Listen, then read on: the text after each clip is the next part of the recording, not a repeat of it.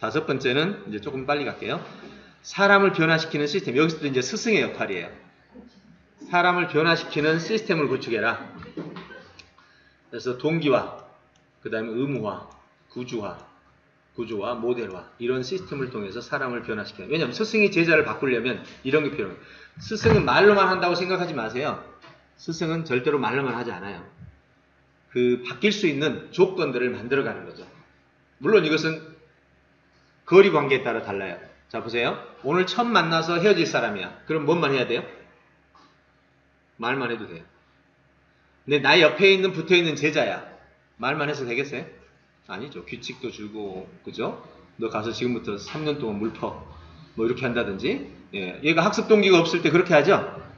보통 제자가 왔는데 제자가 배우고 싶은 욕구가 없어. 그러면은 그냥 몸으로 하는 일을 막 갖다 줍니다. 그럼 이 몸으로 하다가 나도 좀 배우고 싶어. 이 마음이 그냥 머리 꼭대기 찼을 때 그때 슬며시 이제 배우라고 하죠.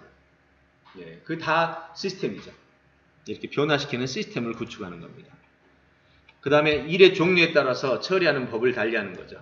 네, 항상 일을 처리할 수 있는 역량, 그러니까 일을 잘 되게 하는 방법을 가져야 된다. 일곱 번째는 문제를 기회로 삼는 겁니다. 요거는 정말로 중요한 영역인데요. 아무튼 어려운 문제를 만나면 이 어려운 문제를 해결할 수 있는 첫 번째 단추를 어디서 찾아야 되느냐? 어딜까요? 네, 이거 첫 번째 단추 여기만 잘 꿰면요. 여러분은 정말 제가 장담하건대 5년 안에 여러분의 삶이 완전히 달라져 버려요. 원인, 그러니까 원인인데 거기 어디서 찾아야 되냐고. 그걸 첫 번째 원인을 어디서 찾으면 될까요? 나요? 나의 어떤 거? 자질. 이 문제가 발생한 것은 잘 들어요? 지금 문제가 발생했다면 이 문제를 발생시킨 건 누구예요? 나예요. 즉 나의 역량이야. 자, 능력이 있는 사람은 이 문제가 안 생긴다니까? 맞아요, 틀려요? 그러죠. 능력이 있으면 절대 이 문제가 안 생긴다고. 다른 사람은 이거는 이 문제 안 생기고 나에게 생긴 거잖아. 그럼 내 문제라고. 내가 역량이 부족하고 이 문제를 생기도록 만드는 원인이 나라고. 나가 살아남는 문제. 아, 그건 나하고 좀 이야기하고 전혀 관계없는 얘기고. 그 사람 원인이 그 사람한테 있는 거잖아요. 지금 나하고 내가 진행하다가 생긴 문제는 내가 만든 거예요. 근데 내가 만든 것이 결국은 내가 그 문제를 해결하지 못해서 얻어진 선물이에요. 고귀하게 받아들이라 이 말이에요. 어떻게? 이 문제를 일으킨 원인인 나의 역량 문제를 빨리 해결합니다. 제가 썼던 방법 하나 알려드릴게요. 아이들이 학교에 수업을 하는데 집중을 잘 안 해. 그러면 그 시간에 문제는 누구예요? 나야. 얘들을 집중을 못 시킨 거지. 그래서 바로 나는 인지하죠. 이제 습관이 돼 있으니까. 그래, 내가 지금 집중시키지 못한 건 내가 집중을 시키는 뭔가를 역량이 없는 거야. 바로 서점에 가서 집중에 관한 이름 붙은 책만 몽땅 산 거야. 네, 한 30권 사가지고 그걸 읽어서 전부 체계화시킨 거야. 그리고 솔루션. 집중을 시키려면 처음에 뭐하고 두 번째 뭐하고 이렇게 해서 솔루션을 쫙 짠 다음에 바로 한 달 후에 적용을 들어갔어. 이야, 깔끔하게 해결해. 제가 지금 동기부의 전문가예요. 동기부의 전문가예요. 다른 건 몰라도 이것만큼 자신 있어요.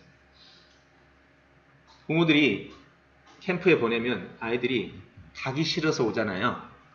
부모님 명령 받고 오면 전부 태도 알잖아요. 왔을 때. 1시간 안에 애들을 바꿔놓지 못하면 그 캠프는 실패하는 거죠. 네. 1시간 안에 걔들을 동기부에서 1시간 후에 뭐라고 하는지 아세요? 자, 이제 가고 싶은 사람 가. 진짜 간 사람이 없었어요, 지금까지. 지난번에 한 번 애들이 3명이 가더라고. 강화에서 캠프하는데. 근데 걔들이 갔다가 캠프 끝날 때쯤 돌아왔어. 친구들한테 소문 듣고. 그 애들이 이제 끝까지 하더라고. 근데 어쨌든 간에 동기부여의 전문성을 가지고 있는데 그 모든 그 전문성이 결국 여기서 시작한 거예요.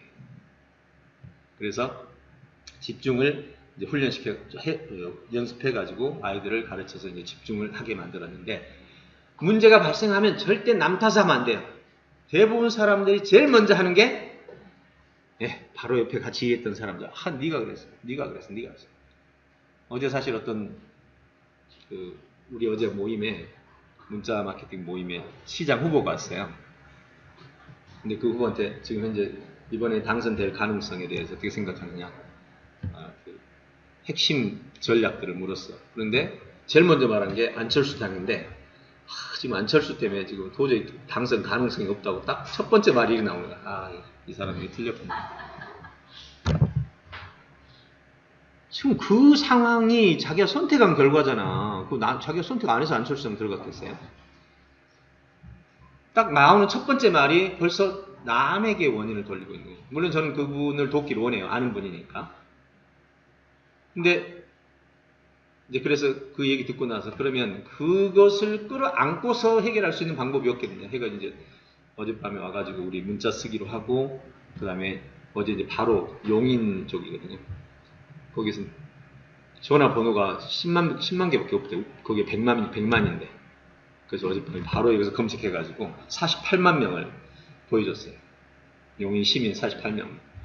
놀래가지고 이걸로 빨리 하자고. 여기서 오늘부터 이제 작업 팀이 또 들어갑니다. 바로 이런 것들이 이제 바로 문제가 발생할 때 항상 자기로부터 문제를 찾아야 되는데, 바깥에서부터 뭔가 문제를 자꾸 끌어오는 사람은 자기가 바뀔 가능성이 없어요.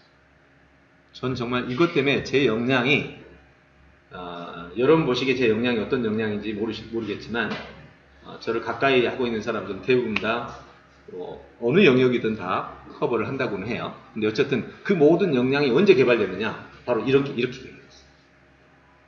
뭐가 안 되면 바로 안 되는 원인을 나한테 찾는 거죠. 그리고는 그거를 연구해서 그걸 고칠 때까지 합니다. 그러다 보니까 어떤 일이 벌어지냐? 시간이 가면 갈수록 역량을 고치는 게 빨라져. 네, 굉장히 빨라지는 거예요. 수시로. 저는 그 습관 때문에 제게 하나의 사례만 얘기할 거예요. 30대 전까지 편두통이 있었어요. 편두통이 심하게 한 3일을 가더라고요. 그래서 그때부터 이제 검색을 시작한 거죠. 아무튼 모든 자료를 수집해서 체계를 잡고 도대체 두통이 어떻게 오는가 찾은 과정에서 정말 기가 막힌 아이들을 찾았어요. 아직 여러분들 진짜 모를 거예요. 제 주변에 있는 사람들 물어보세요. 두통은 한 방에 끝내는, 그 일 이후로 지금 20년 넘게 두통이 단 한 번도 없었어요. 지금까지. 대단하죠? 예. 궁금하죠? 빨리 알려줘요? 예. 두통이 생기는 건, 이건 이제 요것 때문에 얘기하는 거예요. 문제를 기회로 만든 겁니다. 두통이 생겼을 때 어떻게 하면 해결할까? 이걸 찾아내는 과정을 책을 읽고 뭐 다 해가지고 얻어냈는데, 결국 찾아낸 게, 두통이 올 수 있는 경우는, 잘 보세요. 두통이란 어디가 아플까? 뇌가 아플까? 뼈가 아플까? 껍질이 아플까? 시작. 네, 뇌에는 저기 없다고 그랬죠? 고통신경이. 그러니까 아픈 게 없지. 결국 아픈 거는 이 껍질 어딘가에서 아픈 거예요. 물론 이제 두뇌 안에서 또 혈관이 있는 부분이 있어요. 이 회백질만 혈관이 없고, 이 안에 속에 있는 부분은 혈관이 있죠. 신경이 있죠. 그래서 이제 보니까 머리가 아픈 부분은 대부분 다 이 머리를 지탱하고 있는 게 이 네 개 근육이거든요. 여기 뒤에 2개, 앞에 2개. 이렇게 돌리면 여기 근육이 나오죠. 여기. 요 근육하고 이쪽 돌리면 요 근육. 요 근육을 손으로 잡았을 때 좀 아프다. 그럼 틀림없이 곧 머리 아플 사람이에요. 그리고 머리가 아플 때는 여기가 어마어마하게 아파요. 손을 잡으면 여기서. 예. 근데 저는 거의 안 아프거든요. 아무리 눌러도 안 아픈데, 여러분 조금 누르면 여기가 이거 잡으면 어마어마하게 아픈 사람이 있을 거예요. 아파요? 여기 요거 요렇게 여기까지 올라가는 거예요. 네, 이거 아픈 사람은 틀림없이 두통이 잦아요. 네? 그래서 이거를 주물러주고 뒤에 근육 주물러주면 거의 그 두통이, 지금 두통이 있던 사람들도 해결이 돼요. 네, 그래서 요걸로 이제 찾았는데, 제가 말하고자 하는 핵심은 그것이 아니라, 자, 그만 이제 문제를 기회로 삼으라는 거죠. 예, 그래서 자기의 문제를 해결하라. 마지막 이제 8번째가 제자를 통해서 목표를 달성하라. 이게 위임의 법칙이에요. 나 혼자 할 수 없는 일을 제자가 함께 하라. 그래서 꿈이 커야 돼. 스승은 꿈이 어떻게 커야 되느냐? 1000년을 두고 꿈을 꿔야 돼. 그래야 제자들이 1000년 동안 그 꿈을 이루어가는 거죠. 예수님의 꿈은 1000년이 아니라 지구가 망할 때까지 꿈이야. 그러면 제자들이 떠날 수가 없어. 그러잖아요. 이 꿈이 300년이면 300년 지나면 달성이 돼버리잖아요. 예, 그러니까 꿈이 영원 무궁한 꿈을 꿔버리면 성인이 되고 성자, 스승이 진짜 스승이 되고 천년 꿈을 꾸면 천년만큼의 꿈이 스승이 되는 거죠. 그 다음에 규모에 맞는 위임의 기술. 예, 사람을 세우려면 위임을 잘해야 돼요. 그래서 내 손을 벗어나서도 그 일이 잘 되도록 마지막 사실과 뇌의 세계를, 이게 도의 세계입니다. 제가 자주 했던 거요. 내가 보는 세계와 내 머릿속에 각인된 세계가 일치시키는 거, 세계를 일치시키는 거. 요게 이제 사실과 뇌의 세계, 이게 일치되는 거죠. 또 뇌의 세계와 내가 전달하는 사람이 그걸 받아들이는 세계, 이게 이제 10가지의 스승이 되는 기술입니다.